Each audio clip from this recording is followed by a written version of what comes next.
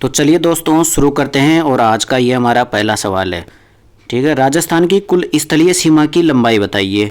तो इसमें राजस्थान की कुल स्थलीय सीमा की लंबाई है 5,920 किलोमीटर। ठीक है, स्थलीय सीमा की लंबाई। और बाकी अगर अपन इसमें 1,070 किलोमीटर की बात करें तो ये हमारी अंतर्राष्ट्रीय सीमा की लंबाई है, जो कि रेड क्लिप रेखा है, जो कि पाकिस्तान के साथ सीमा लगती है। ठीक है, तो कुल मिलाकर के स्थलीय सीमा की लंबाई कितनी हो गई? 5,920 किलोमीटर हो गई। इसके बाद में अगला क्वेश्चन, राजस्थान भारत के लगभग कितने प्रतिशत भाग पर फैला हुआ है? यानी कि राजस्थान भारत के कितने प्रतिशत भाग पर फैला हुआ है? तो इसका आंसर होगा 10.41% भूभाग पर फैला हुआ है। ठीक है, तो भारत के लगभग 10.41% भाग पर राजस्थान फैला हुआ है। ठीक है, और क्षेत्रफल की दृष्टि से राजस्थान का प्रथम स्थान है। ठीक है, इसके बाद में अगर अपन इस परसेंटेज की बात करें तो ये क्या है, आप मुझे कमेंट करके बता सकते हो, आपको ध्यान हो तो ये किस चीज़ की परसेंटेज है। ठीक है, इसके बाद में आगे बढ़ते हैं अपन।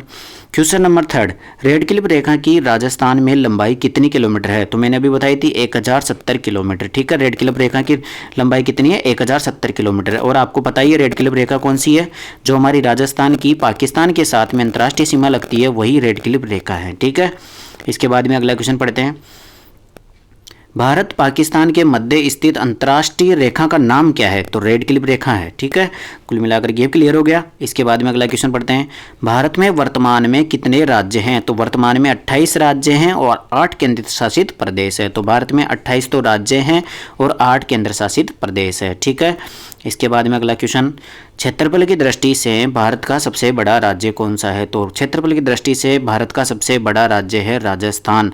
और राजस्थान लगभग 10.41% भाग पर राजस्थान स्थित है। ठीक है, भारत के कुल 10 क्षेत्रफल का 10.41% भाग किसका है? राजस्थान का है। ठीक है, इसके बाद में अगला क्वेश्चन, क्षेत्रफल की दृष्टि से राजस्थान का सबसे बड़ा व सबसे छोटा जिला क्रमशः कौन सा है? ठीक है दोस्तों, आपके पास वक्त, आप बता के बताओ भाई सबसे बड़ा जिला कौन सा है और सबसे छोटा जिला कौन सा है। ठीक है, तो इसका आंसर होगा, सबसे बड़ा जिला तो होगा जैसलमेर और सबसे छोटा जिला है धौलपुर। ठीक है, तो क्षेत्रफल की दृष्टि से सबसे बड़ा जिला है जैसलमेर और सबसे छोटा जिला है धौलपुर। लेकिन अभी नए जो जिले बनाए गए हैं 50 जिले, उस हिसाब से अभी तक डाटा नहीं आया है कौन सा जिला सबसे बड़ा होगा और कौन सा सबसे छोटा होगा। ठीक है, तो फिलहाल अपन पुराने के हिसाब से चलते हैं। ठीक है, अगला क्वेश्चन, क्वेश्चन नंबर 8, भौगोलिक दृष्टि से राजस्थान की भारत के उत्तर पश्चिम भाग में अवस्थित है।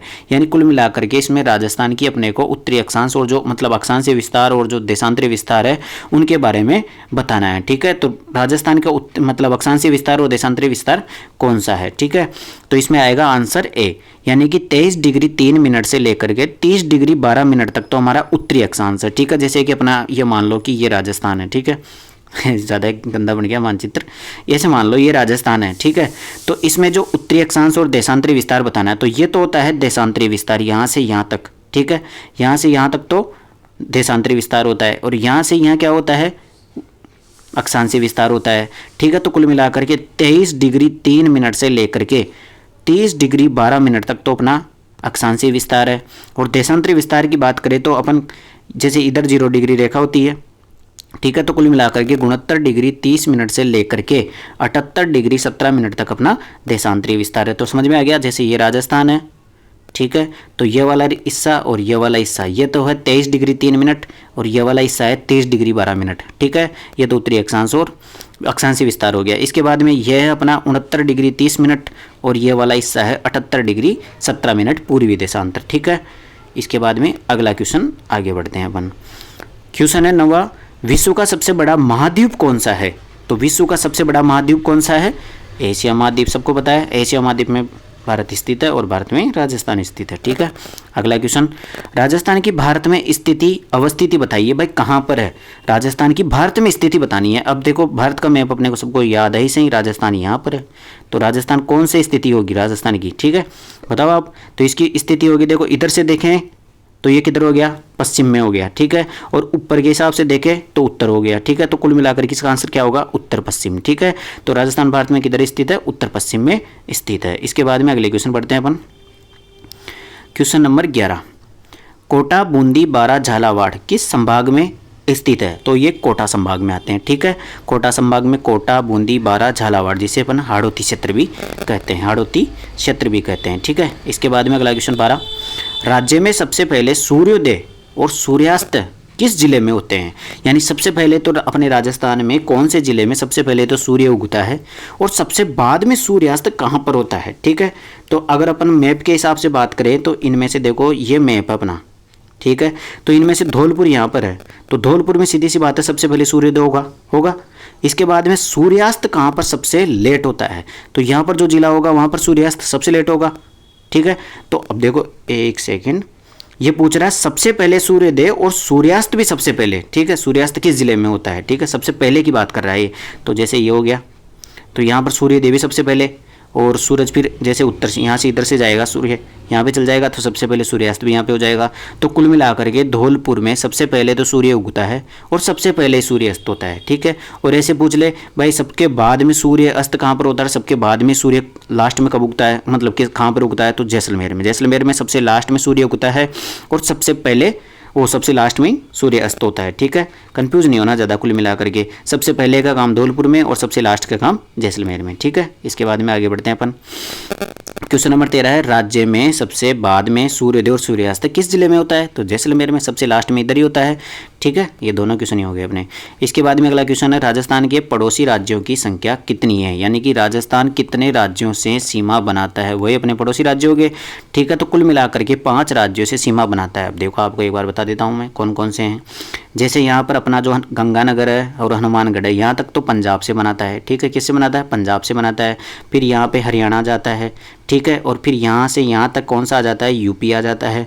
ठीक है, इसके बाद में फिर यहाँ से यहाँ तक कौन सा आ जाता है, एमपी आ जाता है। ठीक है, इसके बाद में फिर यहाँ से यहाँ तक कौन सा आ जाता है, गुजरात आ जाता है। तो कितने राज्य हो गए, 1 2 3 4 5 राज्यों से सीमा बनाता है। ठीक है, तो पड़ोसी राज्य कितने हो गए, 5 हो गए। इसके बाद में अपन आगे बढ़ते हैं। ठीक है, अब इसके बाद में देखो, अब थोड़ा सा इतिहास देख लेते हैं इनका। ठीक है, तो मत्स्य जनपद की राजधानी कौन सी थी। अब देखो राजस्थान का स्थान है और मत्स्य जनपद की राजधानी पूछ रहा है, तो मत्स्य जनपद की राजधानी है विराटनगर। विराटनगर अगर ऑप्शन में नहीं हो तो बेराट भी हो सकता है। ठीक है, क्या हो सकता है, बेराट भी हो सकता है। तो बेराट और विराटनगर दोनों किसकी है, मत्स्य जनपद की राजधानी है। थोड़ी सी आपको बात बता दूं तो कुल मिलाकर के अपने जब सिंधु सभ्यता चलती थी उसके बाद में फिर वैदिक सभ्यता आई, उसके बाद में फिर अपने 16 महाजनपद आए थे। टोटल जनपद कितने थे, महाजनपद कितने थे, 16 महाजनपद थे। उनमें से एक था मत्स्य जनपद। ठीक है, और इसकी राजधानी थी अपना विराटनगर, बेराट, जो कि कहाँ पर है, जयपुर में है। ठीक है, कुल मिलाकर के जयपुर, विराटनगर, बेराट पहले नाम था। ठीक है, इसके बाद में अगला क्वेश्चन पढ़ते हैं अपन। कोटा बूंदी का क्षेत्र कहलाता है, तो कोटा बूंदी का क्षेत्र कौन सा कहलाता है, हाड़ौती कहलाता है। मैंने अभी बताया था ना, कोटा बूंदी बारा झालावाड़ क्या कहलाता है, हाड़ौती कहलाता है। तो ये राजस्थान का मैप है, इसमें ये वाला इलाका जो कोटा बूंदी बारा झालावाड़ है ये हाड़ौती कहलाता है। ठीक है, अब इसमें से देखो एक शेखावटी क्षेत्र बोल रखा है, तो इसमें आता है सीकर, चूरू, झुंझुनू, और नए जिलों के हिसाब से कौन सा आ जाएगा, एक और नीम का थाना। ठीक है, तो सीकर, चूरू, झुंझुनू किस में आ जाते हैं, शेखावटी में आ जाते हैं। इसके बाद में वागड़ बोल रखा है, इसने वागड़ आता है यहाँ पे, यानी कि इसमें आता है पंडुबा, यानी कि प्रतापगढ़, डूंगरपुर और बांसवाड़ा। ठीक है, तो तीनों जिले किसमें आते हैं, इसमें वागड़ के क्षेत्र में आते हैं। ठीक है, इसके बाद में मालव प्रदेश। मालव प्रदेश किसको कहा जाता है, ये जो मतलब भूभाग अपने मध्य प्रदेश से लगता है उसको मालव प्रदेश कहा जाता है। ठीक है, मालव प्रदेश कहा जाता है, तो मालव प्रदेश ये इलाका हो गया लगभग। इसमें मतलब थोड़ा वागड़ का हिस्सा भी आ जाता है, हाड़ौती का हिस्सा भी आ जाता है। ठीक है, इसके बाद में आगे बढ़ते हैं अपन। क्वेश्चन नंबर 3 है, ब्यावर अजमेर का क्षेत्र कहलाता है, यानी कि ब्यावर और अजमेर के क्षेत्र को पहले क्या कहते थे, पहले कहते थे मेरवाड़ा। ठीक है, ये जैसे अपना राजस्थान का मैप हो गया, इसमें शेखावटी तो मैंने बता ही दिया, वागड़ मैंने बता ही दिया, इसके बाद में मालव भी बता ही दिया, इसके बाद में बचा मेरवाड़ा। तो मेरवाड़ा कहाँ पर आता है, जो अपना ब्यावर और अजमेर का क्षेत्र होता है ना, इसको मेरवाड़ा कहा जाता है। ठीक है, अजमेर मेरवाड़ा, क्योंकि पहले जब मतलब रियासती टाइम था ना, जब रियासतें और ठिकाने वगैरह चलते थे, अंग्रेजों का टाइम था, उस टाइम पे क्या होता था कि जो ये अजमेर मेरवाड़ा का क्षेत्र था ना, यहाँ पे उनकी चीफ कमिश्नरी थी यहाँ पर। ठीक है, और उसका नाम ही अजमेर मेरवाड़ा ही था, तो इसको मेरवाड़ा क्षेत्र कहा जाता है। ठीक है, इसके बाद में अगला क्वेश्चन, जयपुर एवं उसके आसपास के क्षेत्र की भाषा कहलाती है, तो जयपुर और उसके आसपास की भाषा कहलाती है ढूंढाड़ी। कौन सी कहलाती है, ढूंढाड़ी। ठीक है, तो जैसे ये राजस्थान का मैप हो गया। ठीक है, ये वागड़ी कहाँ होगी, जहाँ पर वागड़ होगा, तो वागड़ मैंने जैसा बताया यहाँ पर है, कहाँ पर, ये बांसवाड़ा, डूंगरपुर, प्रतापगढ़। ठीक है, तो यहाँ पर कौन सी बोली जाएगी, वागड़ी। ठीक है, और अपना जो जयपुर, दौसा और सवाई माधोपुर, इन हिस्सों में टोंक, इनमें सब में ढूंढाड़ी भाषा बोली जाती है। ठीक है, हाड़ौती कहाँ पर बोली जाएगी, हाड़ौती क्षेत्र में, ये रहा अपना हाड़ौती क्षेत्र, कोटा बूंदी बारा झालावाड़, तो यहाँ पर हाड़ौती भाषा बोली जाती है। ठीक है, हो गया क्लियर। अब आगे क्वेश्चन में बढ़ते हैं। महाभारत कालीन 2 जनपद थे, यानी महाभारत के टाइम पे इनमें से कौन से 2 जनपद थे, ठीक है, इसका आंसर देना अपने को। तो कुल मिलाकर के महाभारत के काल में जो 2 जनपद थे वो थे एक तो मत्स्य जनपद और एक सीवी जनपद, ठीक है, सीवी जनपद और मत्स्य जनपद। मत्स्य जनपद की राजधानी तो अभी अपन ने देखी थी, कौन सी थी, विराटनगर थी। इसके बाद में सीवी जनपद की जो राजधानी है ना वो है नगरी, कौन है, नगरी, जिसे अपन चित्तौड़गढ़ भी कहते हैं। यानी कुल मिलाकर के चित्तौड़गढ़ में नगरी जो है ना वह सीवी जनपद की राजधानी है, ठीक है। तो मत्स्य जनपद और सीवी जनपद दोनों महाभारत के टाइम के हैं, ठीक है। जो मतलब वो निवास किया था ना वो उसमें किया था विराटनगर में, ठीक है, पांडवों ने, ठीक है, वनवास जो किया था उसमें, ठीक है। इसके बाद में आगे बढ़ते हैं अपन। क्वेश्चन नंबर 6, प्राचीनतम ग्रंथ माना जाता है तो 4 वेद है सबसे प्राचीनतम, ऋग्वेद, ठीक है, इतना सा तो सबको ही पता है। इसके बाद में अगला क्वेश्चन पढ़ते हैं। शेखावाटी में सम्मिलित जिले हैं तो शेखावाटी में कौन कौन से आते हैं, सीकर, चूरू, झुंझुनू और एक कौन सा है, नीम का थाना, अभी नए जिलों के अनुसार। तो कुल मिलाकर के अब 4 जिले आने लग गए शेखावाटी क्षेत्र में, ठीक है। ये जो क्वेश्चन है ना ये अपने राजस्थान बोर्ड की जो एनसीईआरटी की या आरबीएसई की जो बुकें चलती हैं ना उसके चैप्टर है, उनमें जो मतलब पीछे के क्वेश्चन है, जैसे अभ्यास प्रश्न हो गए, बीच बीच में क्वेश्चन आ गए, तो वो सारे क्वेश्चनों का एक साथ मैंने पीडीएफ बना रखी है और उन सबको एक साथ क्लियर करा रहा हूँ। क्योंकि अपने जो राजस्थान की जो कोई सी भी एग्जाम हो, देखो कोचिंग वाले तो कुछ भी पढ़ाते रहते हैं, लेकिन क्वेश्चन आता है अपने राजस्थान बोर्ड की किताबों से। क्योंकि मानेगा किसको, कुल मिलाकर के जो मतलब अगर आपको कहीं पर आपत्ति भी लगानी हो क्वेश्चन में तो वो फिर आंसर माना जाता है कोई ऑथेंटिक बुक से, ठीक है। तो कुल मिलाकर के पेपर इन्हीं से बनता है, इन्हीं में से देख लेना 99% क्वेश्चन छपता है, ठीक है। जैसे वन रक्षक का इनका जो एग्जाम होता है ना उससे पहले उसमें लगभग मतलब ये मान लो कि 30 में से 29 क्वेश्चन तो अपने 9th-10th की बुक में से आ गया था, आरबीएसई के में से, ठीक है, आर्ट एंड कल्चर के इनके, ठीक है, ज्योग्राफी के सबके आते हैं उनमें से। तो अब अगले क्वेश्चन पर बढ़ते हैं अपन, 8वां क्वेश्चन अपना। खानवा के युद्ध में राणा सांगा की ओर से बाबर के विरुद्ध लड़ते हुए मारा गया था। तो खानवा का जो युद्ध हुआ था ना वो राणा सांगा का हुआ था, किसके साथ में, बाबर के साथ हुआ था। और बाबर के साथ हुआ था तो मतलब राणा सांगा की तरफ से किसने लड़ाई लड़ी थी और फिर वो शहीद भी हो गया था, ठीक है। तो वो था हसन खान मेवाती, हसन खान मेवाती, कौन था, हसन खान मेवाती था, ठीक है, हसन खान मेवाती था। इसके बाद में अगले क्वेश्चन पर बढ़ते हैं अपन, अगले क्वेश्चन पर बढ़े, क्वेश्चन 9, मालव देश के अंतर्गत कौन सा क्षेत्र आता है। मालव देश मैंने बताया था ना अभी, मालव देश मतलब मालव देश नहीं है, मालव क्षेत्र है। तो मालव क्षेत्र में कौन सा आता है, अब देखो ऑप्शन से देखो आप, मालव क्षेत्र में देखो इसने बोलेगा टोंक, प्रतापगढ़, झालावाड़, ठीक है। आगे बढ़ते हैं, टोंक, दौसा, झालावाड़। इसके बाद में बढ़ते हैं अलवर, भरतपुर, धौलपुर, ये तो हो ही नहीं सकता, ये तो काट दो आप। इसके बाद में सीकर, चूरू, झुंझुनू, ये शेखावाटी क्षेत्र है। अब 2 क्वेश्चन बचे अपने पास, एक दौसा दे रखा है और एक में क्या दे रखा है, प्रतापगढ़ दे रखा है। तो कौन सा सही होगा, सीधी सी बात है यही इलाका सही होगा, ठीक है, टोंक, प्रतापगढ़ और झालावाड़, ठीक है। इसका आंसर हो गया मालवा क्षेत्र। इसके बाद में अगला क्वेश्चन पढ़ते हैं, सीवी जनपद की राजधानी थी, सीवी जनपद की राजधानी मध्यमिका। देखो मैंने जो नगरी बताई थी ना उसी का नाम है मध्यमिका, ठीक है। तो नगरी या मध्यमिका ये कौन थी, सीवी जनपद की राजधानी थी। और सीवी जनपद कौन सा जनपद था, जो महाभारत के टाइम का था, ठीक है। तो विराटनगर और महाभारत के टाइम पे कौन सा था, सीवी जनपद था, दोनों थे, ठीक है। इसके बाद में आगे बढ़ते हैं अपन, क्वेश्चन नंबर 11, बयाना प्रशस्ति किस राजवंश का वर्णन करती है। बयाना प्रशस्ति, अब देखो बयाना प्रशस्ति है तो कहाँ पर होगी, बयाना कहाँ पर है, भरतपुर में। तो बयाना प्रशस्ति किस राजवंश का वर्णन करती है, तो इसका आंसर बताओ आप, ठीक है। अब बयाना प्रशस्ति है तो उधर कौन सा राजवंश है, उधर है सूरसेन राजवंश है, उधर भरतपुर की तरफ सूरसेन राजवंश है। इस कारण से बयाना प्रशस्ति कौन से राजवंश का वर्णन करती है, सूरसेन वंश का वर्णन करती है, ठीक है। इसके बाद में अगला क्वेश्चन पढ़ते हैं, मत्स्य जनपद का उल्लेख किस वेद से मिलता है। यानी मत्स्य जनपद, अब देखो अपने पढ़ाया था भाई महाभारत के काल का तो है, लेकिन मत्स्य जनपद का और उल्लेख कौन से वेद में मिलता है। 4 वेद अपने पास, उन चारों वेदों में से कौन से में मिलता है, ठीक है।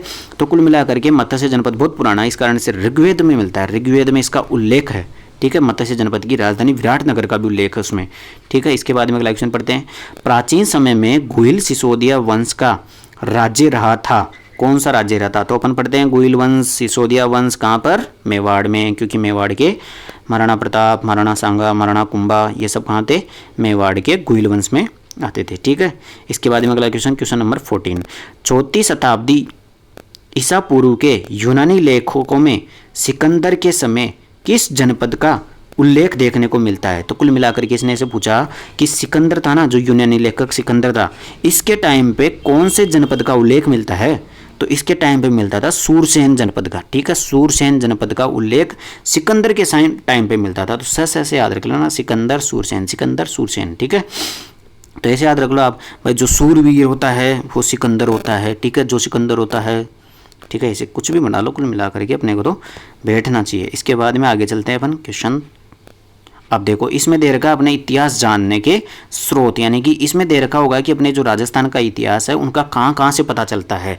तो इसके अंतर्गत आएंगे अपने पास जैसे महाकाव्य हो गए, कोई रचनाएं हो गई, तो इनसे बहुत सारे क्वेश्चन हिस्ट्री में बनते हैं। ठीक है, तो कुल मिलाकर के अपने जो राजवंश है ना, राजवंश में से जो क्वेश्चन आता है वो इन्हीं किताबों से पूछा जाता है, भाई कौन सी किसकी किताब है। ठीक है, तो ये बहुत इंपॉर्टेंट है। पहला क्वेश्चन पढ़ते हैं, वंश भास्कर नामक पुस्तक के लेखक कौन है।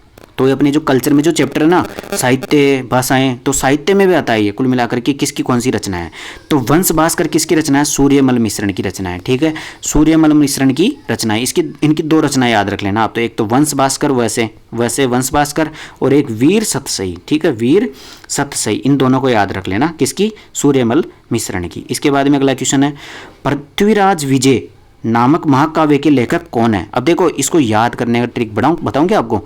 देखो जय विजय की जोड़ी सुनी हुई है, जय विजय। अब जय कौन है, ये रहा जयानक। ठीक है, तो कुल मिलाकर के पृथ्वीराज विजय नामक महाकाव्य का लेखक कौन है, जयानक। कौन है, जय विजय, ऐसे याद रख लो। ठीक है, इसके बाद में अगला क्वेश्चन, हमीर महाकाव्य के लेखक कौन है। हमीर महाकाव्य के लेखक कौन है। तो हमीर महाकाव्य के लेखक कौन है, कमेंट करके बताओ भाई, सूर्यमल मिश्रण है या जयानक है या श्यामल दास है या नयन चंद्र सूरी है।